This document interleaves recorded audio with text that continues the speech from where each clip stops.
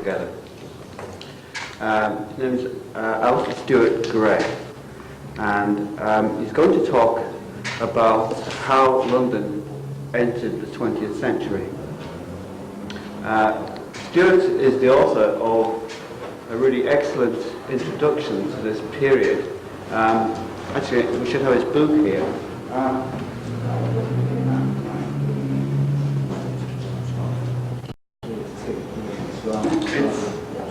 This is the book, Edwardian Architecture, a Biographical Dictionary. It's an extremely useful compendium for two reasons. First of all, it's comprehensive and inclusive, and it's biographical, and it's alphabetical. You can look up the name of any architect and you find all this work. But at the beginning also, he has some introductory essays in which he introduces the period under a number of different themes.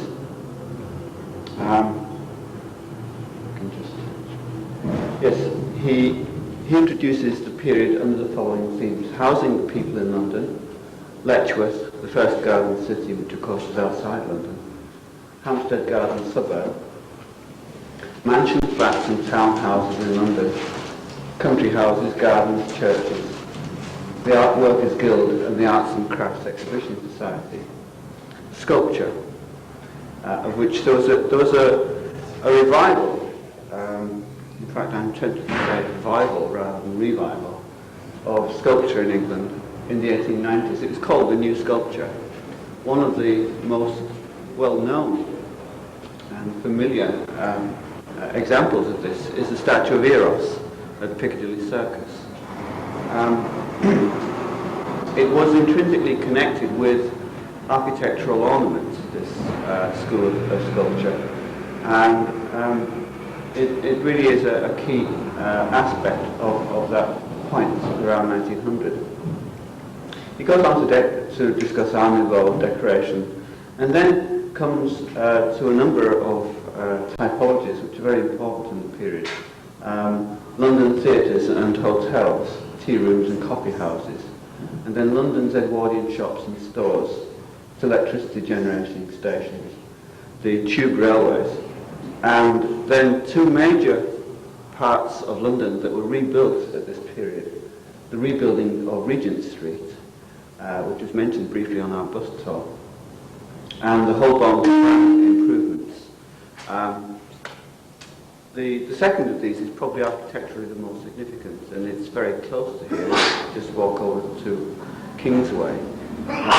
You'll see a broad avenue laid out north to south that starts at Central School of Arts and Crafts, which was itself an Edwardian foundation, and goes down to a rather grand building that is occupied by the BBC called Bush House at the Aldwych. Now that road was cut through in the manner of a Parisian boulevard around in the first decade of the 20th century, and it was evidence of a turn towards creating a grander vision of an imperial city in London at that time, somewhat in certain respects after the manner of Paris, and I'm sure Stuart will have more to say about this. But what it brings us to is really the general theme of this, which is to look back at the last period when I think it's possible to say that London expressed itself as a great metropolitan city with confidence and grandeur. The period really that expresses this really comes to an end in 1914, and it's interrupted by the First World War, and then comes the 1920s. Now, I know that Stuart is now researching this period. I can only say that for myself, I've always regarded the 1920s as the low point in English architecture, but I think it's what today's talk will come to an end. We thought to include this topic because if you're in the process of revisioning London for the 21st century, then it is worthwhile considering how London entered the 20th century.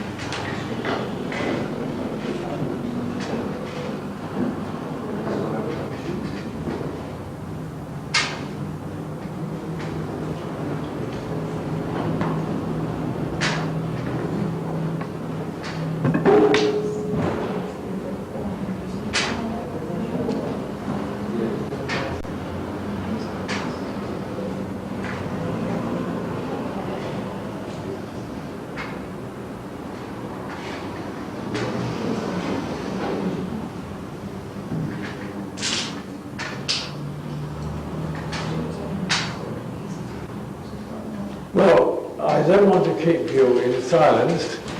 I am Alexander. Brian's got me wrong. I'm Alexander Staurt.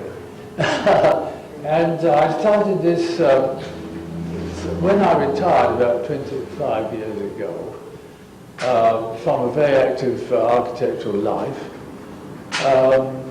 I conceived the idea that this period was not too long to write about. You need several volumes to do Victorian properly, but as Edward VII's reigned for under 10 years, and it was an extraordinary age of exuberance, which I think you will see from this book and from the slides, and extraordinary period of sudden rapid expansion and growth. And of course the South African War had just finished, and I think we thought we were on a new wonderful period, an era of course we had the largest empire in the world, and if you look at the map, of course, Mercator's projection is very false, because the Mercator's projection is all squared up, and it makes India look the size of England and England the size of India, which of course is now is a subcontinent. Well, that was a period of expansion, and of course little did we foresee, or most of us did we foresee, that the terrible 1914 to 1918 war. And so the Edwardian period ran a few years on for some of the buildings we finished, and that also ended the period. But you see, some of my remarks maybe in your lecture will be to carry on, because Brian said that the subject is London at the beginning of the 20th century, but of course it ran on after that into what we call the interwar years, where a totally different type of building was being built. And I hope that the slides I'm going to show you will show you this parallel development. A parallel development which is so astonishing that if you go around the corner to East Sandwich Bar, where they just got me some coffee, if you go around the corner, you see two buildings side by side, absolutely most contrasting, which illustrate more than I can do in a whole lecture what took place. You've got David Aberdeen's TUC building, Trade Union Congress building, one in competition, a modern building, next door to Sir Edmund Lutyens' Young Women's Christian Association, which is in the Lutyens, traditional Lutyens brick and sash window idiom. I don't have to describe the two, but you go round in the lunch hour and have a look at those, and they will tell you the whole story of what was going on in those 30 intervening years. Are we all ready now? Are we all ready? Yes. Are the buttons working already? They should be, yes. Well, I take somebody, Brian, will you press the buttons for me? I don't want to do it to talk. Not too near, but into this, right? Yeah. You don't have to tell me, I'm sorry to say. Well, Dawn, could you come up here and so you can whisper? Dawn always helped me collect the slides, because you probably know that every lecture needs a totally different arrangement of slides. Go back to the beginning, where you got your gone. Yes, well, that's all I can do. And what's on the other side? Will you do it for me, because I shall press the wrong button.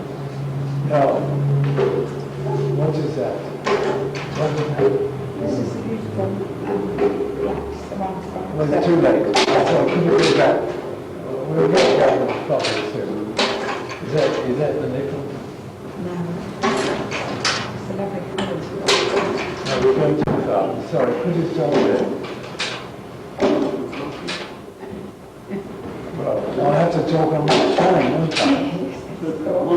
One of these isn't working. Well, what is showing, Brian? There's no blank. Well, I was going to show you that at the beginning of the century, the most awful task that Londoners had to face was to clear out the slums. The slums were so terrible. I've got a plan of one of them. 5,000 people lived in less than an acre. And when the Prince of Wales, who was Edward VII in 1900, he went down, he was chair of a meeting to try and see what could be done about the slums. And he went down to one of terrible places. And he asked his lieutenant to give a poor old lady a golden pound. And they said, "Excuse me, sir, do not give it to her. It will be torn from her." And that was what it was like. Well, the newly founded London County Council was started in 1888, and it had some extraordinarily enlightened people on it. And the most enlightened thing they did from an architectural point of view was to get Professor Leatherby, and I'm going to show you one of his buildings, who was more of a teacher than an architect. Leatherby chose the assistants that were going down to form the London County Council Architects Department, and most of them came from the AA. Well, the first place to tackle was a terrible place called the Nicol, which is the subject of a book. What was the name of the book called? No, what was the book? Oh, Children of the Jacob. And that was torn down as soon as possible. Plans were created, and the sort of building that took the place of these hovels was that. And that was based very much on the fashionable interest of those days with Germany, with German towns like Rotenburg, Nuremberg, and the Germans had these great high roofs to store grain against a bad summer. But here they were used for a very useful purpose for drying the laundry of the people in the flats. And here for the first time were flats, not these horrible tower blocks, flats of reasonable height, because I'm afraid they didn't have lifts in them, for people to live in decency. And that is one of the blocks where this terrible plan was. Now, have you got another one? Okay. Oh, yeah, you've got another one. That's Millbank, is it? Yes, Well, down in Chelsea, there was an old prison, and curiously enough, it was one of Jeremy Benton's model prisons. Millbank prison was torn down, and that was put in this place. And that's very much the school of Leatherby and the AA. Should we go on? Yes. Now those are just one, you don't want me to. What is it? It's the... Well, to show you what was going on at the west end of London, you realise you've been here long enough, I think, to know that the east end was just beyond the city, then there was a square mile of the city, and then there was the lawyers, and then comes where we are now, the Bedford Estate, and then beyond there was Mayfair, which became the Duke of Westminster's estate, and beyond there were other estates that noble lords had country houses, and they allowed their estates to be developed, and that is the sort of enormously ornamental block of flats and shops which people who had the money went to live in. But the interesting thing about this Gloucester Road, you go down there now, it is not deteriorated. It is exactly as well kept as that drawing. And the same sort of people live there. And I don't think they drop too many papers on the streets. I hope they don't. But that's worth going to see. That's when you go through Kensington, you come to Gloucester Road Tube Station. It's just near there. Okay. Yes. What's that? This is Sennett's house. Now this is near home. This is a between the walls development. London was a sort of ground which felt the impact at the same time from Paris and from New York. Well, you can see where the influence was there. It was more from New York, but strangely enough, it was by an architect who had a great reputation at the beginning of the century, and I'm going to show you some of these buildings later on. It's called Charles Holden. And Charles Holden was asked, like so many of us are asked, to put more accommodation on the site than the site really conveniently should hold.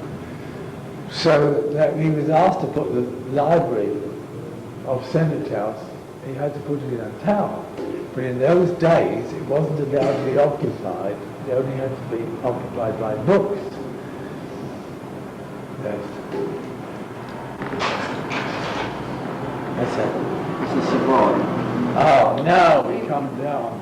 Now, I believe that Brian tells me that some of you are studying in more detail the Savoy Hotel. That, I suppose, if you include Shepherd's Hotel, Cairo, and Raffles in Singapore, I don't know, I've stayed in the Plaza New York, but the Plaza New York, the style is modelled on this, under the same terracotta. This is all faced in fibre, or glazed terracotta. And the architect is Thomas Corker, who also did the Imperial Institute, which only the tower is left. Now, Corker was a very imaginative man. You wouldn't call him a modernist, but he had a delightful taste, delightful sense of beauty. Now, this enormous hotel stretches from the Strand down to Embankment. You remember, if you went on that river bus, you saw the Embankment front. I'm going to show you.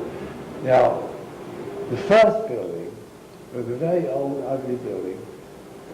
Where is Dory Cart? He's on the right. Oh, you see that sketch? Now, the progenitor of all this great Savoy, and incidentally, I'm using an English expression, I promise not to. He also built what is now the Palace Theatre in Cambridge Circus, not far from here. All is also in terracotta.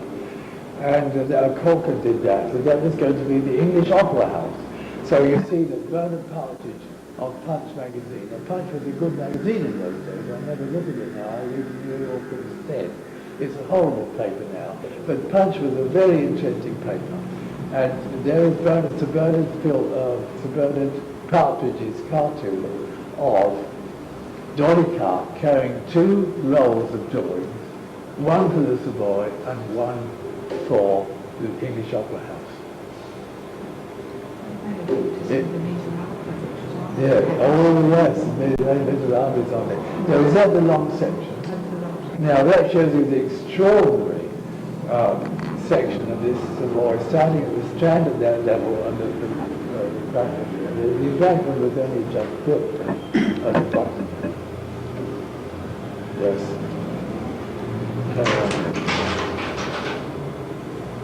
That is the entrance. That's Corker's drawing, isn't it? Yes. That's Corker's drawing of the Strand entrance in all its beauty. To me, it is very beautiful. And for those who like music, if you've ever been to the Wigmore Hall, you're in a Corker Hall. It used to be called the Beckstein Hall, it's now the Wigmore Hall. Now that is that beautiful entrance, and I'll show you later a photograph of it. Is that 2 there? One is a photograph, and now you notice, I should have asked you to notice that the arch over the courtyard with the Peter of Savoy. You know, all these places are named after the palaces, as we explained to you, that were built here before. There's Peter Savoy, but now on the right, on one of those slides, you see a horrible steel casing that is supposed to be beautiful, is put over that arch. Supposed to be more beautiful than the arch, and that's so annoying. You know, they were doing the same thing to railway engines. Did they do that in the States? In the railway engines, they had these great railway engines on the London North Western Railway.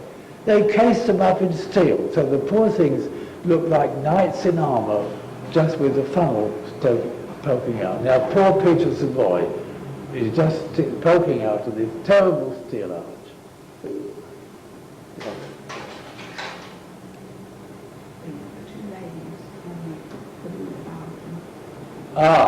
Now we've left the Savoy. We're going towards Kingsway. You heard Brian talking about the Kingsway and Aldwych development. Now, there were very few. Are you hearing me without me talking into here? Yes.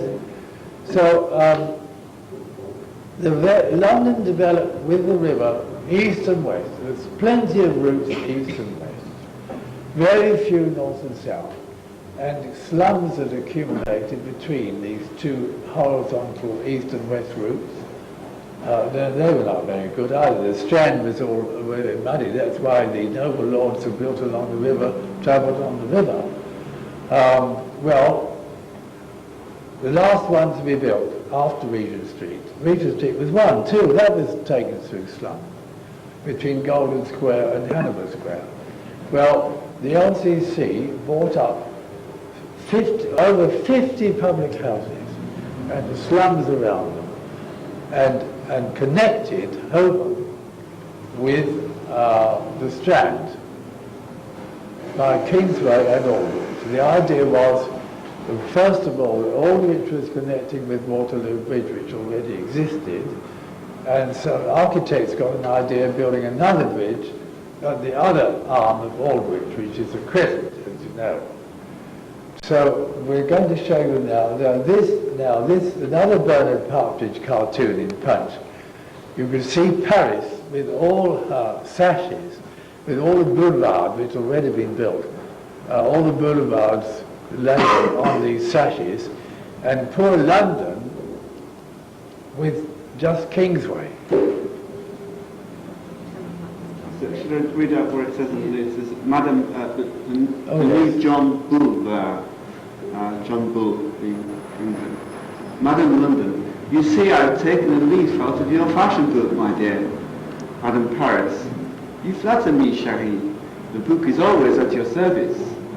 And it says underneath, the Municipal Council of Paris has been invited to attend the ceremony of the opening of Kingsway by His Majesty, October the 18th. Well, the interesting thing about that is that the Haussmann Boulevard, you know, boulevard only means bulwark. You know that it was the fortifications of Paris were taken, broken down, knocked down, and these boulevards, which we go up and down now, but Haussmann got the idea of the boulevard. I don't know which Louis it was. It was after Napoleon, wasn't it? It was one of the new Louis. Haussmann got the idea from Regent Street. Regent Street was the first by our Prince Regent and his architect Nash. So it goes from Regent Street to Paris, from Paris back to the poor old Kingsway. Now, let's start with Kingsway. What? Belcher's Church. Well, we're going to put it on. Is it on now? Oh, it's on here. Well, the first building in Kingsway, you see, the strange thing about Kingsway is that having gone to all that trouble, and it's an extraordinary street because it has a tram tunnel underneath. It used to end up at Southampton Road. Now it's been cut short and used for motor cars. There was a tram tunnel underneath, and under the sidewalks were tunnels to put all the services, the gas, water, and eventually the electricity, instead of having to dig holes for them. There were tunnels under the pavements in Kingsway. So the first, what I want to say is, what I was going to say was, that you think after all that trouble, they would have some jurisdiction over the elevations, but they did not. They having got all that trouble, all they said was it's got to be in Portland stone and the cornice 80 feet up. But one that got in first was the church by Belcher, and you'll see a building of Belcher's later. Well, you tell us about everything. This is Holy Trinity, isn't it? And we've got it up now, and it's got this remarkable concave facade, which seems to be very Mannerist in its derivation, although perhaps also reminds me of Pietro da Cortona. But the massification of the blocks of stone around the portals and the lintels are quite astonishing. There's these little doors on each side which seem to be squashed down underneath. Can you see that white lintel? Unfortunately, I don't think the interior is so good, is it? Well, I'm glad you got by explaining Holy Trinity, because I haven't been to Kingsway recently. Because I was an articled pupil quite near here, so I used to see it every day. What? It's now empty. It's empty. I think it's very, very interesting facade. We looked at Hawksmoor the other day. I think in many ways it picks up some lessons from Hawksmoor, and also perhaps from Soane as well. But it would make an excellent theatre now, I think. I don't know what the prospects of rejuvenation are, but somebody will use it, I'm sure. But Belcher was a great architect in several respects, but in one respect that he had the sense to employ very, very clever chief assistants. And his first chief assistant was, it'll come to me. Jaws? No, it was the second one. No, never mind. But this one, who did this, was Jones, a Scotsman.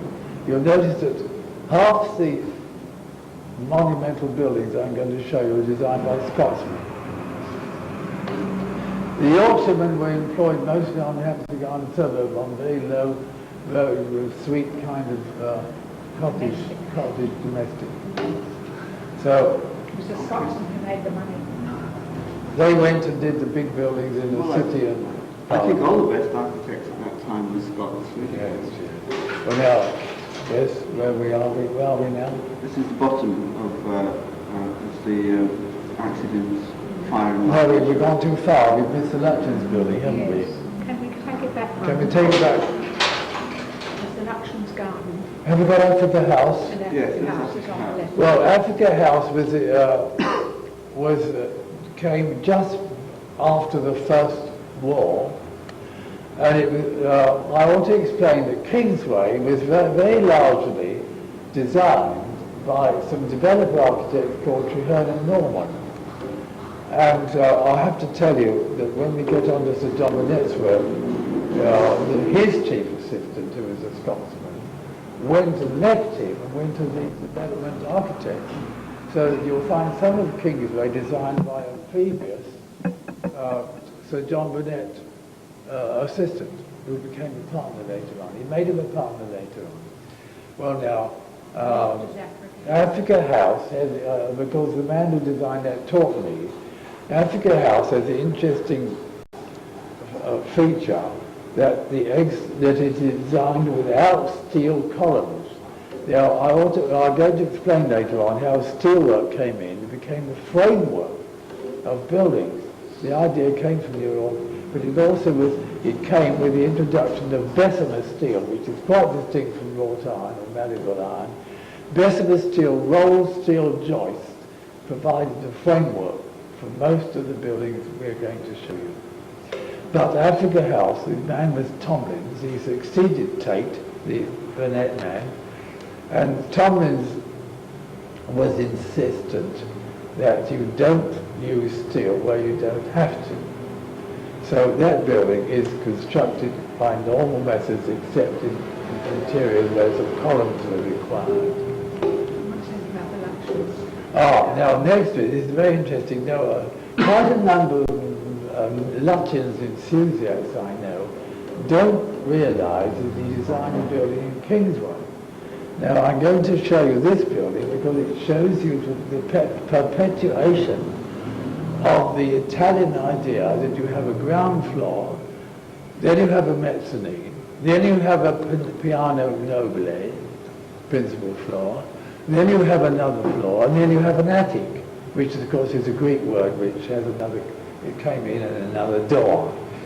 Well now, Lutyens managed to get the full height of Kingsway without repeating a window. Of course, when I end up with Kingsway, you'll see an American building where the windows are repeated way up. So there's an interesting building. And he manages to get two mezzanines. He stretches it out by having two mezzanines and I think two attics and only one piano nobile in an 80-foot high building. Thank you.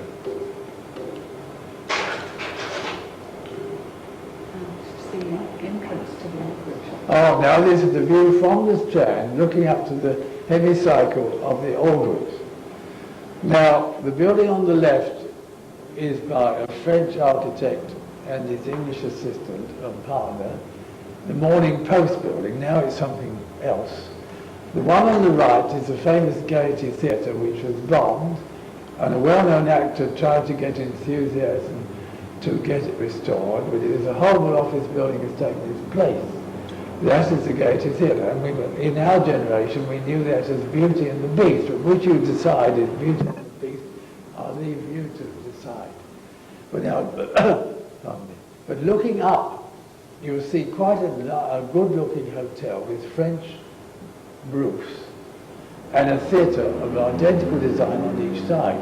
Now, that is the only part of the Kingsway Aldwych scheme which is at all regular. And the reason is that it belongs to one of the old landlords, the Duke of Bedford, who owns this square still. And he was able to dictate the design. While the LCC could not dictate the design, the Duke of Bedford could. You see, it was still the old aristocratic control was still living even in Kingdom.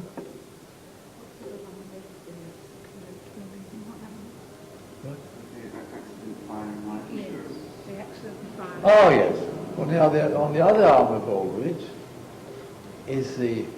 It was called General Accident, but now it's not anymore. It's an office building, and they're so indifferent to the building they occupy.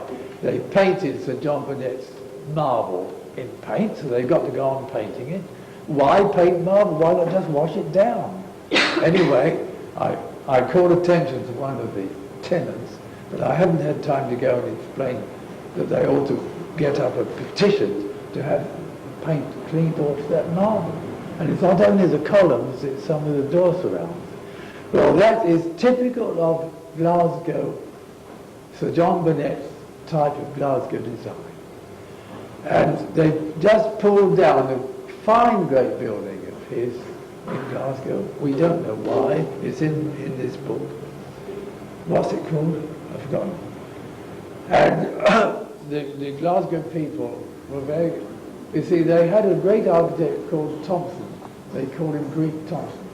And as Ryan was telling, in Glasgow they had these very forward-looking types of design. You can't call them modern now that you know what Gropius or Bezier were capable of. But they were very modern. And the Glasgow architects were in great demand down here by business people. So this is a very, very good example of a good Glasgow design. Move on. Right. Australia House. Now you can see the impact of the idea that London was a centre of empire, and that the buildings representing each enormous country of empire would be presented. But this isn't a government office, this is the High Commissioner's office, wasn't it? And also designed by a Scotsman, Mackenzie. Well, Gladstone is in front, that's right. Yes. So, is there another one on the side? Companion to that is the last building to occupy the Kingsway Aldwych scheme, which is by an American company called the Bush Terminal Company. I think they wanted it for investment rather than terminals. I don't know what sort of terminals they were, electrical terminals. Anyway, the Bush Terminal Company, well, they sold it recently, but does that show the... This is the back view of it. Doesn't show the big arch. No. Well, when I show you the big arch, you'll be very amused because there's a couple of figures standing in this arch. And incidentally, oh, I mustn't say that. This great arch only conceals more offices. And if you look through when we get to it, I'll explain it. Now, you see the difference is that the windows repeat, don't they, over several floors. That was the first time any building in this country, in London, had repeated windows. We all thought we had to follow the Italian idea. Oh yes, well now, we ought to explain that between St Mary the Strand and Clement Danes was a long strip of shops and old houses, and it all very run down, and there were several theatres, and that was all pulled down to create this, and so that the Aldwych was all planned so that it would expose and allow these two churches to be seen. and the sister on there. St Mary's is in the... Oh, St Mary by James Gibbs and St Clement Danes by Wren.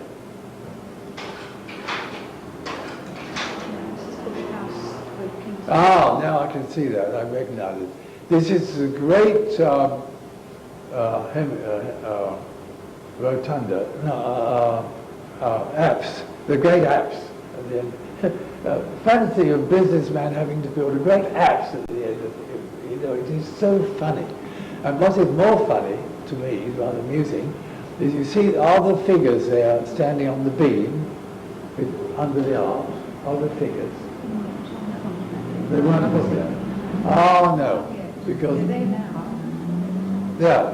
there are some figures on the transom, and it says underneath them to the English-speaking peoples.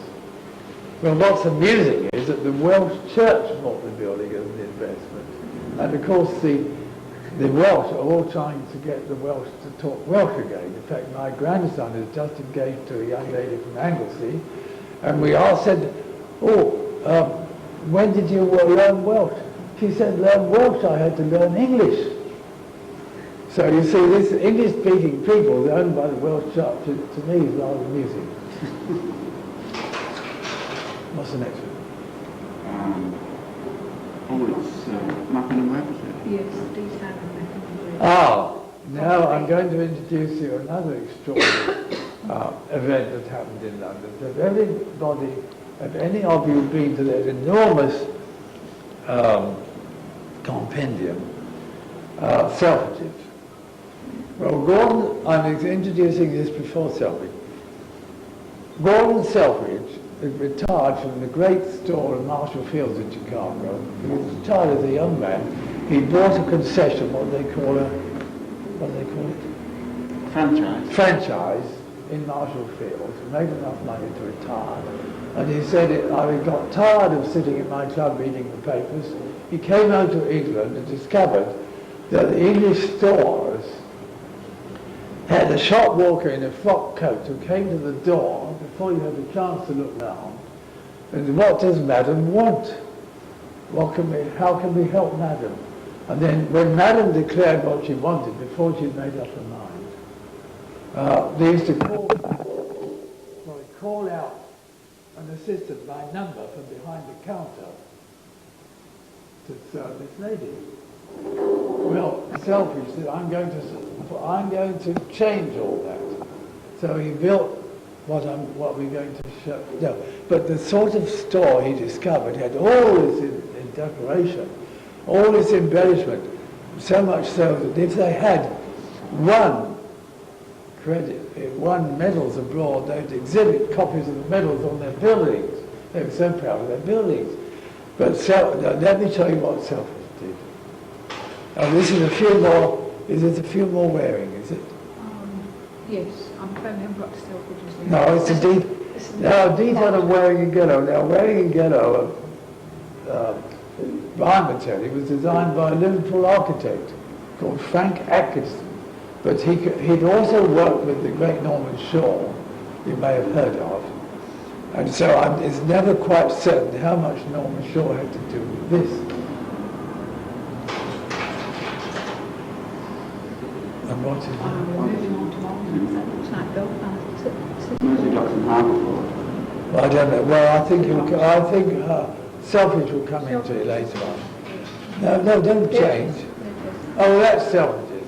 When our Selfridge came over,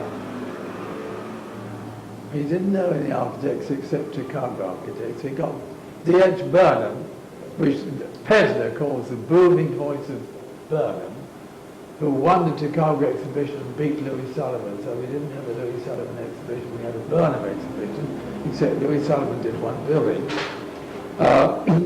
So he got Burnham to design this thing, but he wasn't really Burnham. There was a young American architect too in Europe called Swales, Francis Swales, and he gave Selfridge a sketch, which Selfridge says he carried about in his pocket till it was dog-eared, and the sketch was for this enormous ionic columns based on the columns, you can see swales are seen in the Tuileries, in the Tuileries Palace. In Paris, there's only two columns left because they burnt during the Commune. So that is the Tuileries order with the beanstalks growing up the flutes.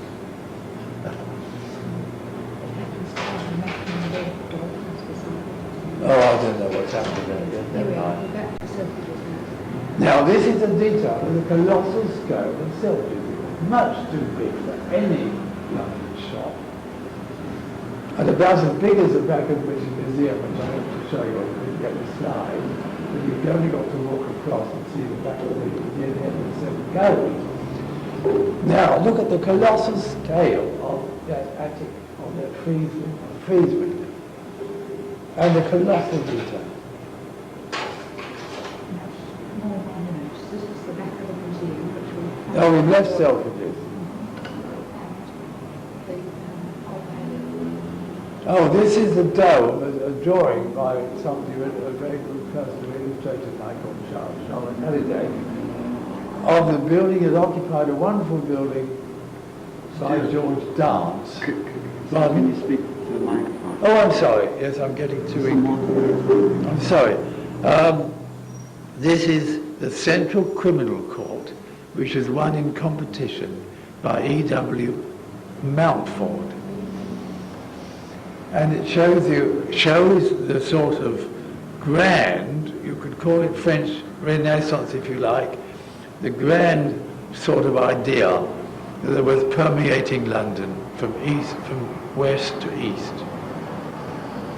say something about the museum. Well, I hope to show you the Edward VII galleries of the museum, but they haven't got it.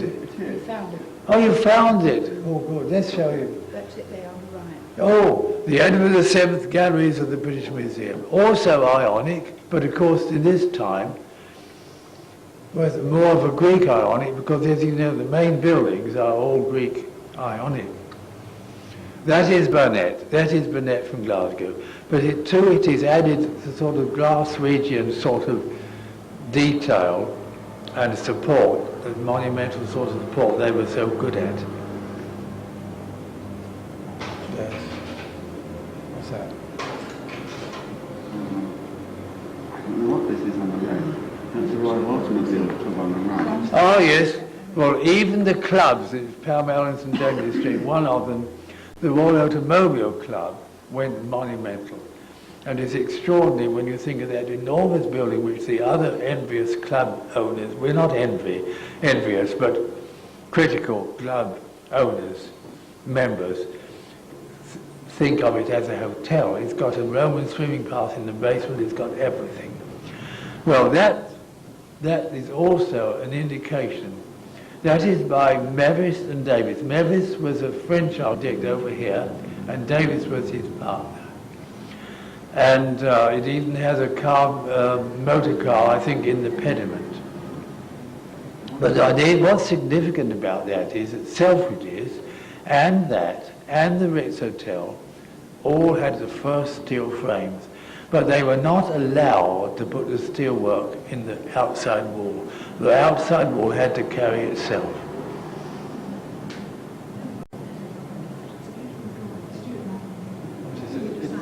Great terrace with staircase and curving colonnade in the hill. The drawing, I don't know. Oh well, this is beyond my brief. This is outside. This is a little outpost of empire, a big outpost of empire.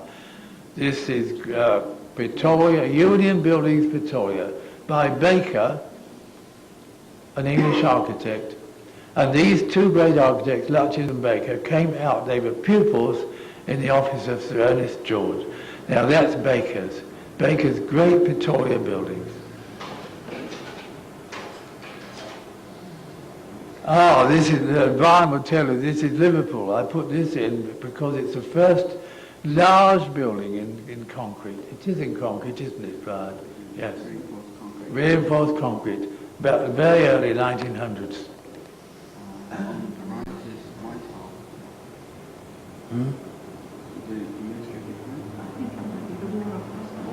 On the right is another Scottish Architects' War Office in Whitehall. The old War Office is now taken over by the Ministry of Defence, which we haven't a slide of. I don't think we're allowed to photograph it yet. So, but that is the old War Office. On its right is Inigo Jones's, you may have seen, the banqueting house, which Inigo Jones was going to do a big palace for James I. But the interesting thing is that the Lord of the, what was he called, the warlord, what was he, Lord, no, not, this is the war, this is the army. Lord Weems, spelled W-E-M-Y-S-S, Lord Weems said, could his architect extend what was intended by Inigo Jones? But of course it was impossible because he wouldn't have got the space, it wouldn't have been high enough. So he did this colossal thing with the dome, and the great attraction was for a dome at each end.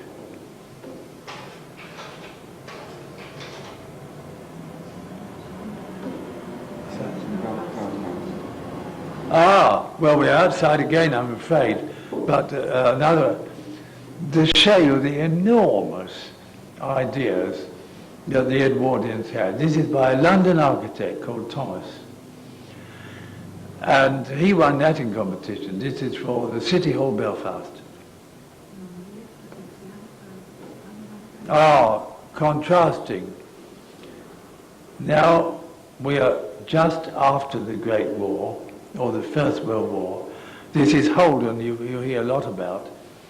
Holden's building for the Underground Railways at 55 Broadway, Westminster.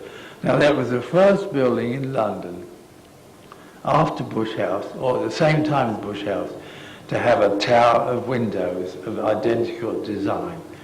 And Holden has been regarded as a pioneer modern architect, English architect, from Manchester, Brian will tell you. And he was also a great he had early adopted the Mannerist. Now, when Mannerist was applied to the architecture, I'm not quite sure, because Mannerist is always familiar when we're talking about paintings, but I've got some Mannerist details to show you later on, some of them by Holden.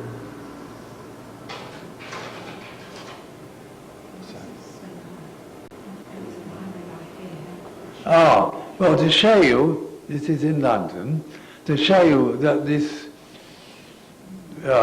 classic idea spread to branch libraries. That one is in Islington by a man who became a library expert, H.T. Hare, and somebody, I've got a deal about H.T. Hare in this book, but somebody sent me an enormous thesis about that thick about Hare, and I haven't opened it yet. But Hare was a man of considerable influence because he won several competitions for municipal town halls all about the country. Well now, this poor building, you know it's empty now. You know, through political, personal conflict, has been emptied. London is now left without a central authority. It's the only city of its kind in the world to be without a central authority. All you can say now is you're in the borough of Camden. You're not in London, which is so awful that people don't know how to live with it. But that was the great county hall won in competition in 1903 and finished after the war by an assistant in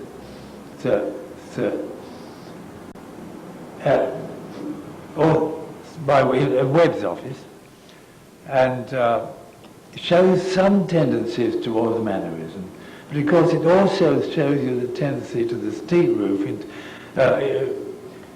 into which they could put all the architects.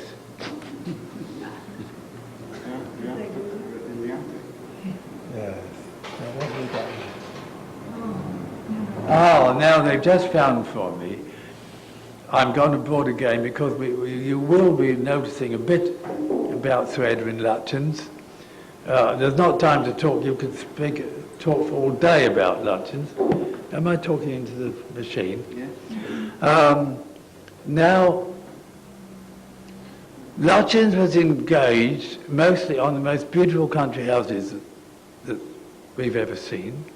And then he was brought into the Hampton Garden suburb to design a centre. And before he finished the centre, he was sent out because he was very lucky, well, he was very fortunate, perhaps a clever man. He married the daughter of the man who became Viceroy of India. So he was sent out to plan this great New Delhi, the new capital of India. And of course the central building is what was called the Viceregal Lodge. Now it has another name, and I have an Indian friend in my house, and he keeps telling me what it is, but I can't remember. Does anybody know what the Indian for that is? That is so beautiful that I have an Indian lady who I go to consult over my eyes, and she has in her large waiting room, she has a large photograph as big as these two screens of the Lutyens building. She's continually showing to all her patients.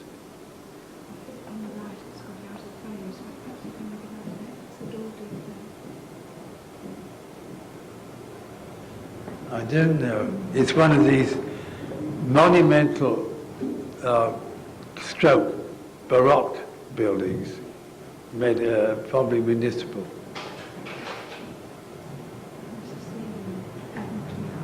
Oh, Admiralty Arch, as Brian said, I must show you the Admiralty Arch. Now, the English are still practical. They were trying to build up the monumental centre to an empire. They made what was just a walk in the park into a great roadway leading up to the refronted Buckingham Palace, rather poorly refronted by Aston Webb. But at the top, Aston Webb put this arch, but of course it wasn't just a monumental arch. We'd had enough of monumental arches from the Prince Regent when he did the ones around Hyde Park. This has Admiralty clocks in the attic. You see, they put the Admiralty clocks in the attic of this to justify the building of this arch. I always imagined they had admirals up there. Well, the Admiral may have gone to see the department once a year or something, but I've always understood it was Admiralty clocks. Did you have any? No, I imagined them conducting the Battle of Jutland from there. Oh, no, look, wait a minute, don't change yet. Oh, yes, that's quite an idea. Well, don't change, because that is a detail of a building by this H.T. Hare in the Strand, the pulling down of which was the reason why I started this book. That building, which is full of sculpture and mosaic and paintings, I don't know how the clerks had time to move around inside with all the stuff, but H.T. Hare did that for an insurance company. It was pulled down. There was no mention in any architectural paper. Nobody said a word about it being pulled down. And when I went to see the building in its place, which is a very sharp, angular building, it doesn't take up the curve as he did of the space around the church. When I went and discovered, you see Justice there with her scales. Well, I discovered on an asphalt flat roof at the back, her head and bust laid sideways so that the scales of Justice were tilted up at this angle on a flat roof. Now that's what this new company who built this thought of that building. That's what English heritage is for, to try and stop that sort of thing. Do you know Justice, the one back, flat roof at the back? Now, where are we now? It looks like Joseph's drawing. Oh, no, this is, to me, a very, very important drawing. This young Scotsman from the Moray Firth came down and joined Belcher. And he was asked to do an insurance building at the top of St James's Street. Well, the Mannerist style was then what we now call Mannerist was coming in fashion because somebody had written, Simmons had written The Life of Michelangelo. It's been written again since, more accurately, but he wrote this great book on Michelangelo. And of course, Michelangelo's style was becoming fashionable. So this is a sketch by Jost, which I think is magnificent. You can see the speed and the thought and the quick thinking that went into that sketch, because he couldn't have drawn it slowly. It reminds me of the sketches of Borromini, which I had one, but I took it out of the slides. And I'll show you the building. Is the building on the right? No, it's got out of phase. It'll come. Oh, I see. Well, would you mind putting me back? I must explain. That is a great plan for New Delhi. And I have a young Indian man in my house who's here to write pop music. And he was brought up there. Of course, he still thinks it's marvellous.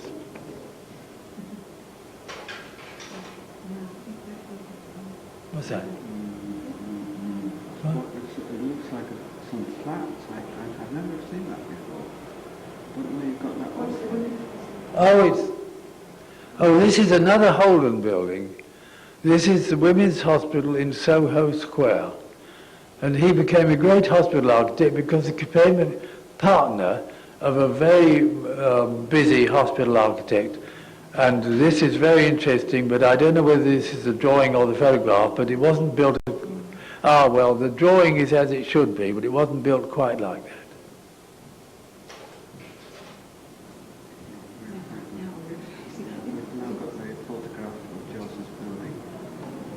Now we have the photograph of the building at the top of St James's Street, which has a horrible great blue sign all along it called the Bradford and Bingley Building Society.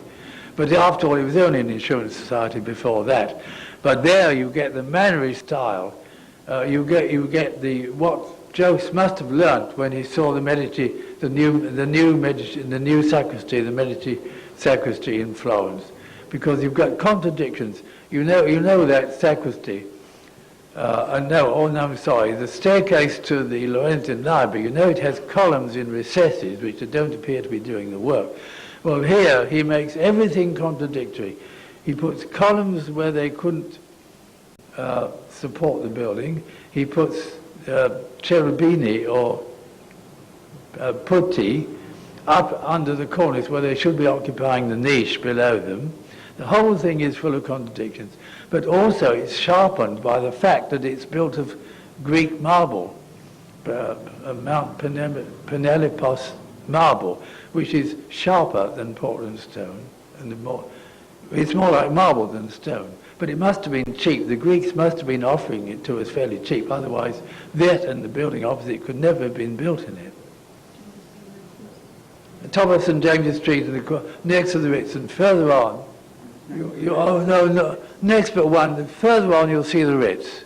That's my only picture of the Ritz.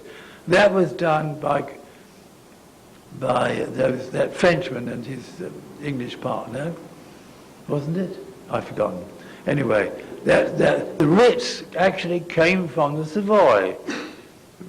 Mr. Ritz came from the Savoy, and there's stories about Ritz, all sorts of stories about Ritz.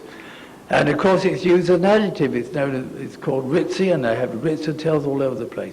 Well, Ritz was so particular that if he went into a bedroom, he could tell, so they said, of course he couldn't really, they used to say he could tell whether the under blanket was ruffled by looking at the eiderdown. What's the next one? Now we're on to Mannerist Holden. This is now called a Zimbabwe House. It was the British Medical Association, and there's so many stories about this. It's by Holden. It's in Portland stone. The details are very, very Mannerist. But the sculpture was discovered by Holden and his friends when he came over from Paris with Jacob Epstein. Jacob Epstein was engaged by Holden. Of course, like so many good sculptors, they insist on doing the work on the job. It's like who was it? On the BBC building. What? Yeah.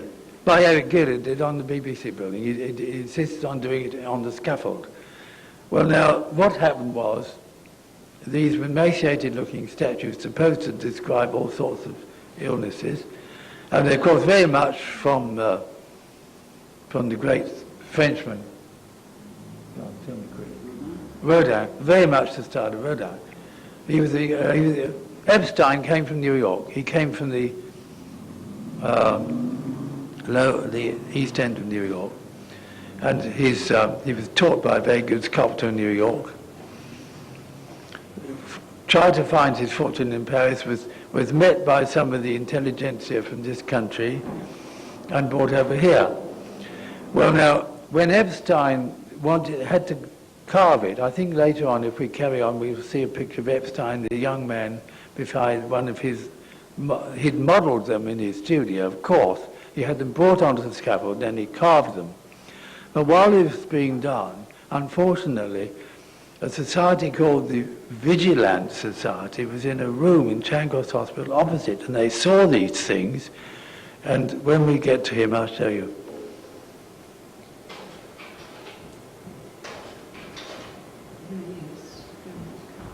Is that the young man? That's the young Epstein. He became rather heavy looking in his older age, and there's the young Epstein looking quite handsome, beside one of the plaster casts that he'd already, or the cast from the clay model he'd made.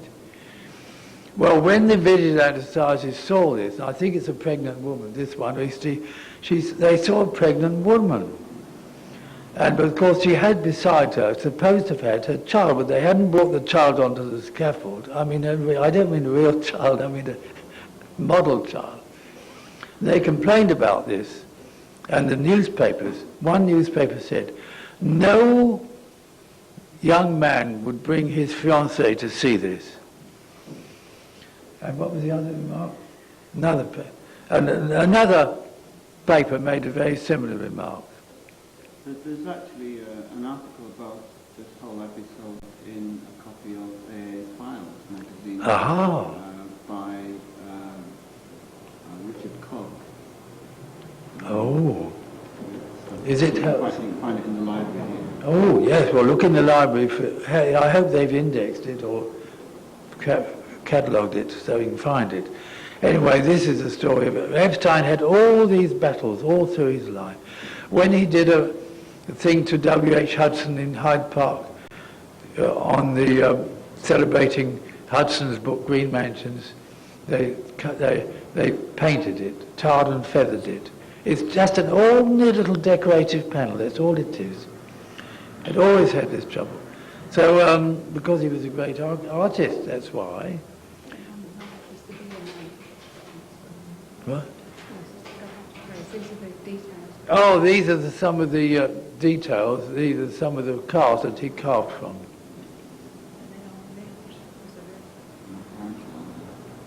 Ah, yes, so now here's a piece of Michelangelo Mannerist.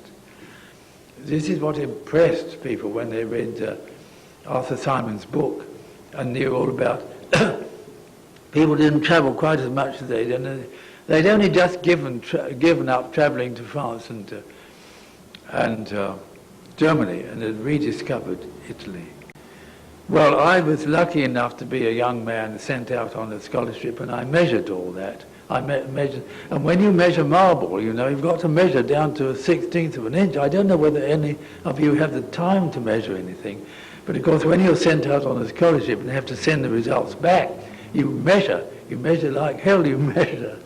So I know every detail of this, but that is typical of Michelangelo in a style which became called Mannerist.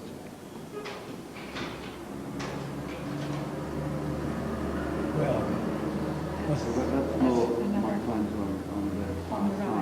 oh, this is a Michelangelo drawing, and if you in Florence do go to his house at Casa Buonarroti, that was his family name, and all the time he was twisting classical architecture into his own version of it.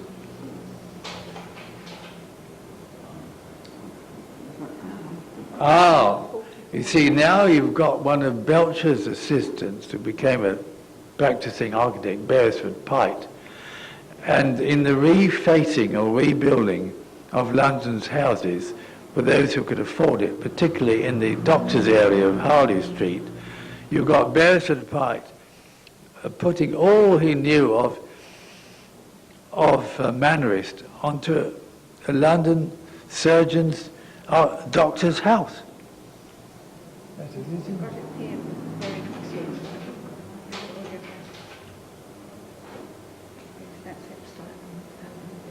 Huh?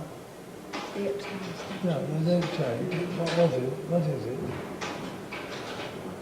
There we are, these are two maps together now. We want the white building with the dome on the centre. What is it? On the right? Oh, that's the accountant's building. Oh no, this is Brian said, am I going to show you that? It's very important because Belcher wrote, first of all he helped, not first of all, but during his career he built, he contributed to an enormous book on measuring up the old houses and buildings of this country, known as Belcher and Macartney.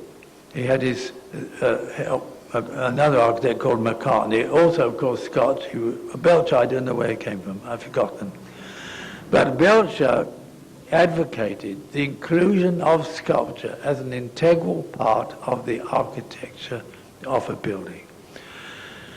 And this was detailed by his partner, who became his assistant, no, he wasn't a partner, by Beresford Pite. This is in the city. If you go up Moorgate, past the Bank of England, go north, turn to the right, have a little place called Moorgate Place, which has been very well added to by an architect recently called Whitfield. But there it is. There is idea of a building combining sculpture. And now, and that Moorgate was before the war, before the Great War. Now, after the war, the banks started to rebuild, and the Midland Bank employed Sir Edwin Lutyens. And you see how he's got a lot of North Italian ideas there.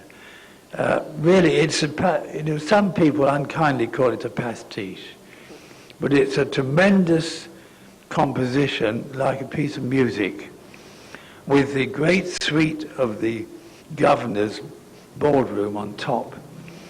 And he was great on sloping walls.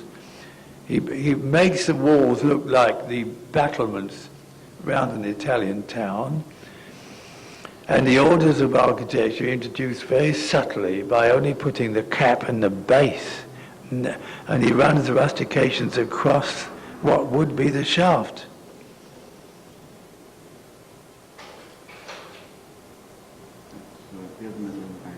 Oh, this is even better.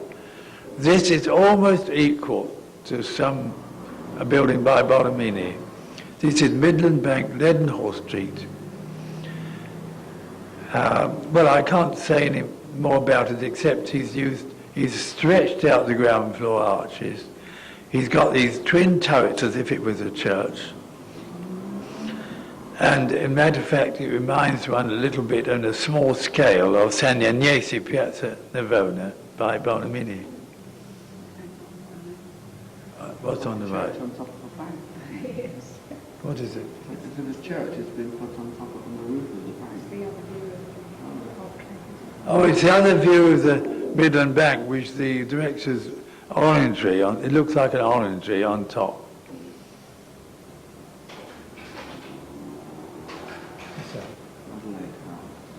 Oh, now we get another Scotsman. We get Thomas Tate, who is the son of a stonemason, master stonemason. What? What is? The slide is the wrong way around.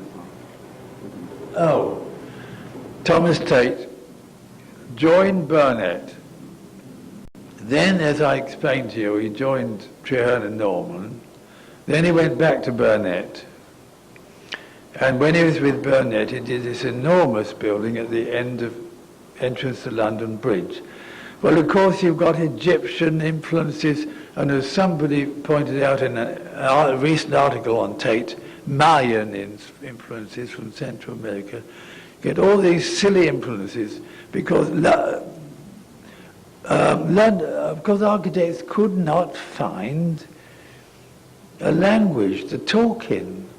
They had to put all this cove cornice, which of course the Egyptians built up of reeds plastered, but he does in stone, and most irritating things.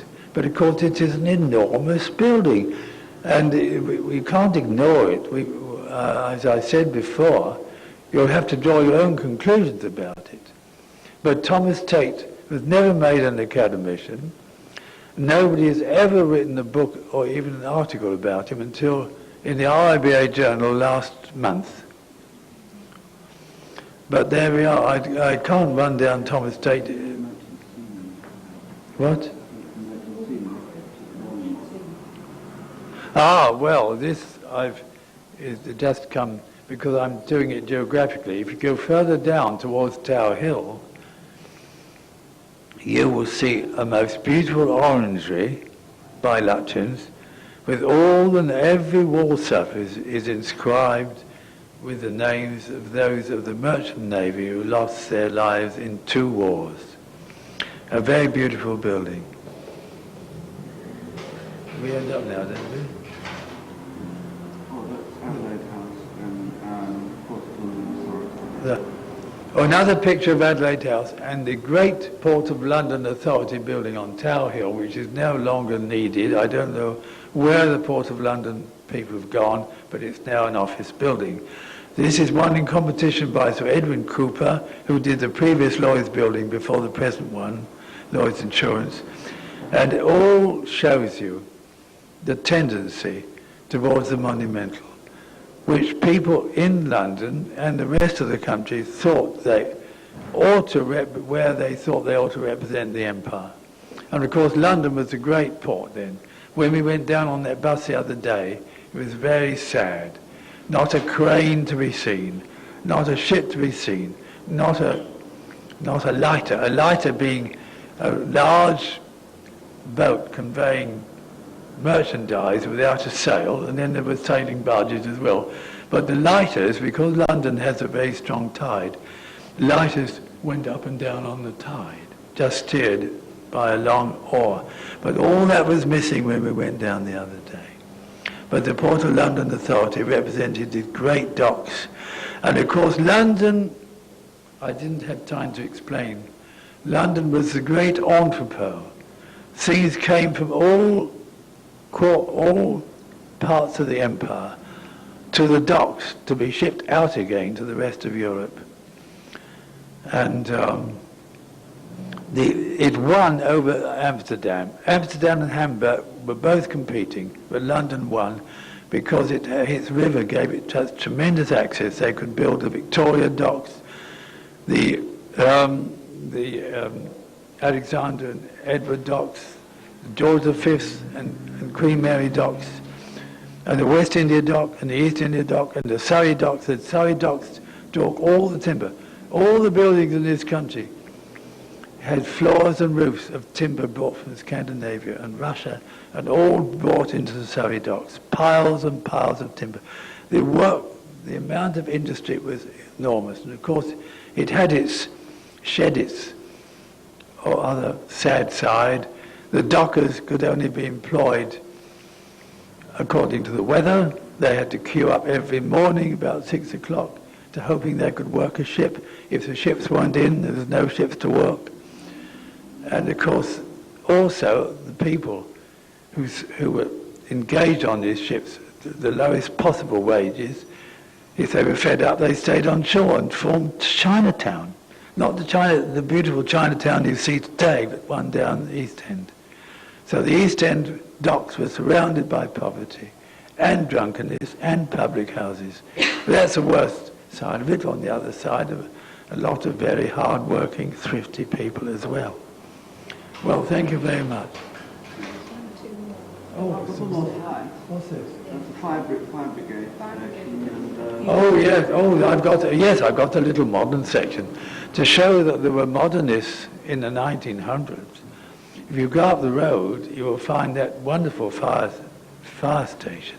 Now it's very much Leatherby control. It's very much Leatherby. The people Leatherby were introduced to the London County Council.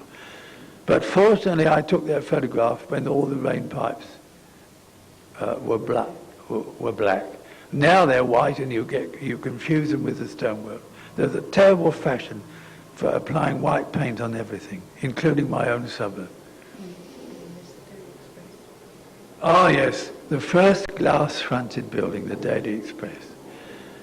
The interior is very interesting, as being very Art Deco by Robert Atkinson. The exterior is by a good architects, but using a very new method of cladding buildings.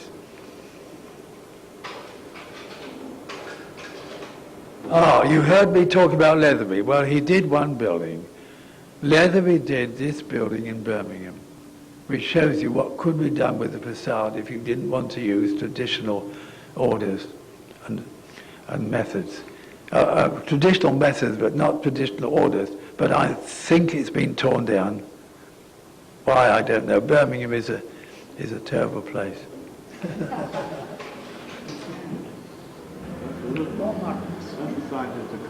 Oh, this is in Brian's hometown. They tore down the classic, very amusing, they tore down the classic front of the Cotton Exchange, but the side, I've shown you, because it is all steel plate. It's all clad in steel plate, including the architectural pilasters.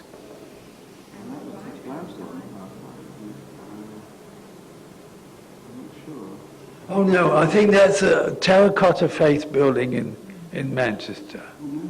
No, if it's not terracotta, it's mosaic. But Manchester had some modern buildings too. I think, is it still there? I don't know.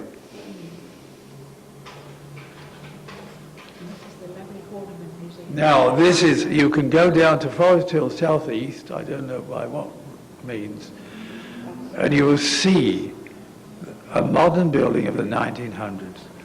Now, he must have been one of the few modern architects in the whole country. His name was Harrison Townsend. And it is a museum, it's a Horniman. And you know they had sponsorship in those days. You know that building is built by tea importers, Horniman's Tea. It's built by Horniman, like Carnegie, of course, he was another one, but Horniman's Tea. And it has beautiful mosaics placed high up where they could be seen, and every form is original. The nucleus of the collection was Horniman's own. Dawn has explained to me that the nucleus of the collection of, what is the official title? That's the Horniman Museum. No, but it's anthropology or something. And it was his own collection. So I suppose when he was growing tea, I suppose he stopped off when he was growing tea in Ceylon to pick up a few specimens. Now we've got a Charlotte drawing. Ah, I'm coming at the end, what could have been at the beginning. I think I tried to explain on our bus route. London was very largely composed of small, narrow-fronted houses. But all houses, and when those were not there, or didn't hear because they were on the top floor, Voltaire came over here, and he said how surprised he was to find people each living in his own house. Also, he said they were running up and downstairs like crickets in a cage, running from the basement kitchen to the ground floor dining room, to the first floor drawing room, the second floor and third floor bedrooms, and to the attics where the servants lived. Now this, of course, is what Bedford Square was, and all around here. But they were much smaller. If you go in some parts of London, Islington, they're much smaller. Some are bigger. But when the leases ran out, and when the area became smart shopping or smart doctors or smart shopping, then they rebuilt the fronts. And Charlotte Halliday has made some lovely drawings of narrow frontages. It's very difficult to photograph as well as to draw. Is that another little one in Daring Street? Is that There's there? one on the clock. Oh, the one in the clock is very interesting. It's now in all what is becoming Soho. It was by a man who made the wigs for the theatre. What was it? What was his name?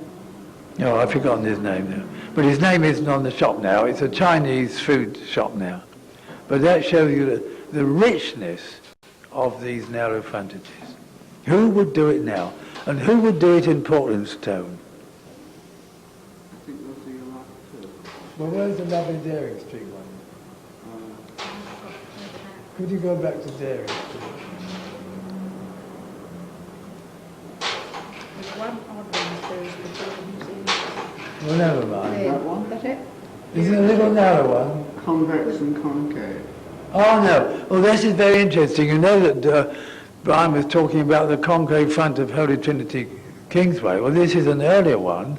Oh, no, about the same time. This is in Soho Square. You must know Soho Square. Well, this is as near as we ever got to Art Nouveau. And you haven't got that lovely little thing like a church in Daring Street. It may be out of place. Is it a drawing? Yes, by Charlotte. It's her best drawing. No, we haven't got it. Never mind. There's a pair of her drawings. Is it that one? The little wee shop. There's a very narrow frontage off New Bond Street, and it ends like a church. It seemed to want a bell. Is that the one?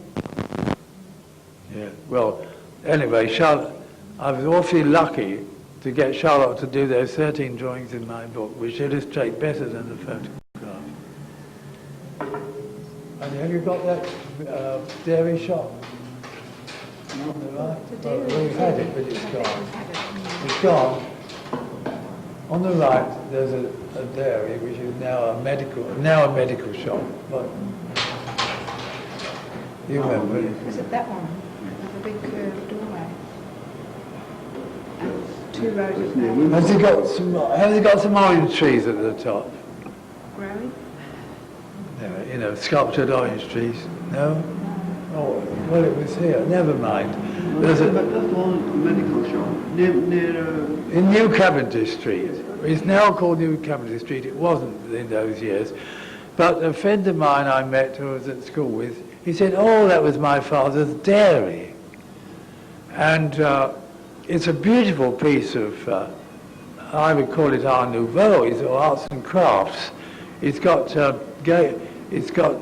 orange trees merging into the gables. Hasn't he squared the gables out to contain the orange trees? Is that it? Yeah. All right, well, thanks very much.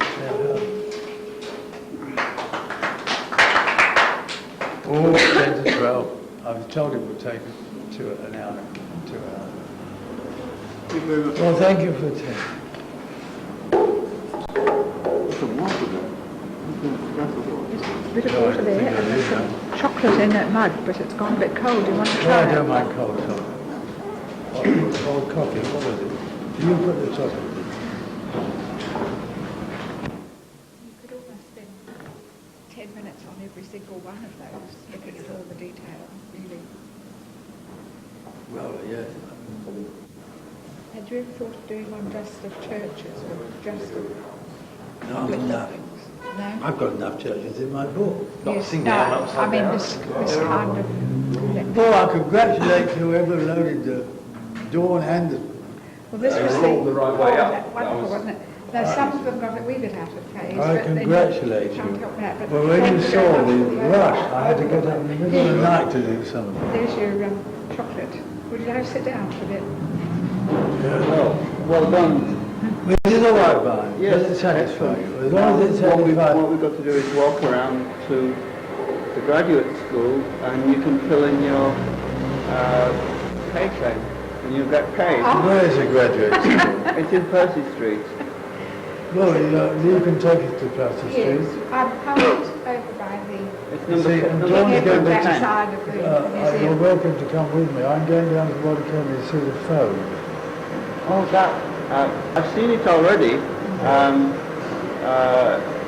I'd be interested to know what you think of the galleries. I think they're far too bleak. You mean the Roger The new Theatre? one. Yeah. Yes, they're very stark, aren't they? Yeah. Well, And now, everywhere you go, you can see them funny little glass strips sticking up over the parapet. I don't know if you've noticed that. They apparently let in beautiful light to the galleries, but Yeah. they rather, to my mind, obscure the what's left of the line.